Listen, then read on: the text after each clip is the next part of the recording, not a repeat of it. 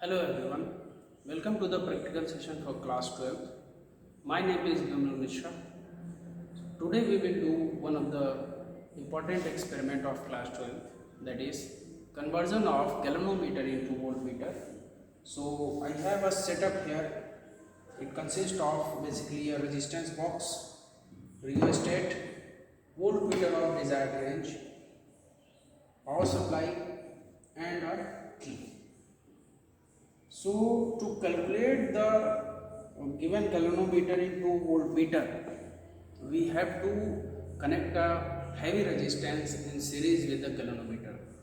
To find the value of that heavy resistance, we have to find the figure of merit of the galvanometer as well as resistance of the galvanometer.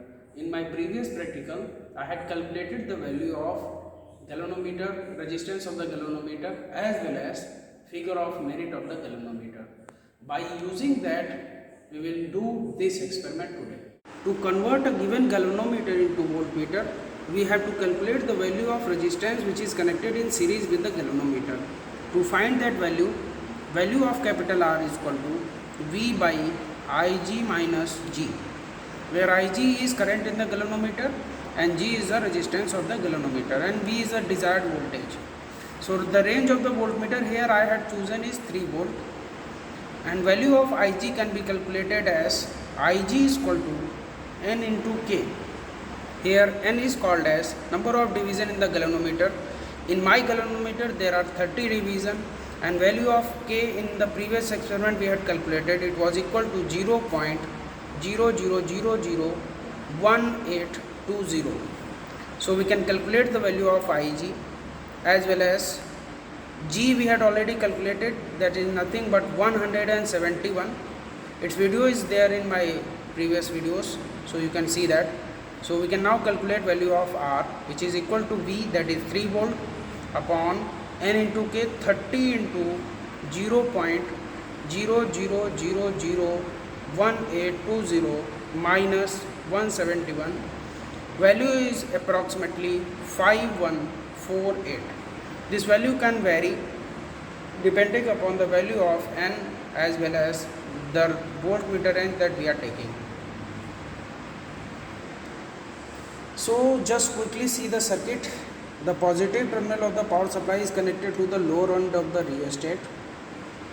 Negative terminal of the power supply is connected to a key which is connected to a lower end of the rheostat.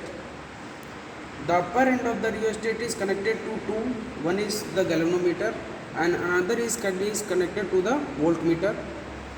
Second end of the voltmeter is connected back to the lower end of the rheostat. One resistance box is connected in series with the galvanometer, that is one terminal of the galvanometer is connected to resistance via the rheostat. This is a heavy resistance. We had calculated the value of heavy resistance. It was equal to 5148, that is equal to, we have calculated 5, that is 100, 50, 100 now, 40 and one more time 8 we need, 5, 2 and 1. Now we have taken the value as 5148 in the resistance box. Let's have one set of reading. Turn on the power supply. We can see that it is at the 0. Both galvanometer as well as voltmeter is of 0 range, and galvanometer is also deflecting 0. Now we will have one set of reading as quickly slide rheostat and see the values in the voltmeter. Here you can see that the values are,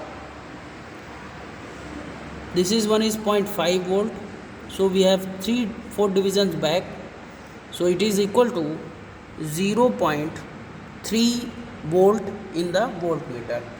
Now we will cross check with the value in the galvanometer. Here you can see that the mark it as a 0, and if you count the number of division to my left side, we can see that number of division are 3. So we already know that 30 division of the galvanometer are equal to the, that is 30 division of the voltmeter. So we can see that the value in the voltmeter is equal to 0.3 volt and value in the galvanometer is also equal to 0.3 volt. So both values are equal.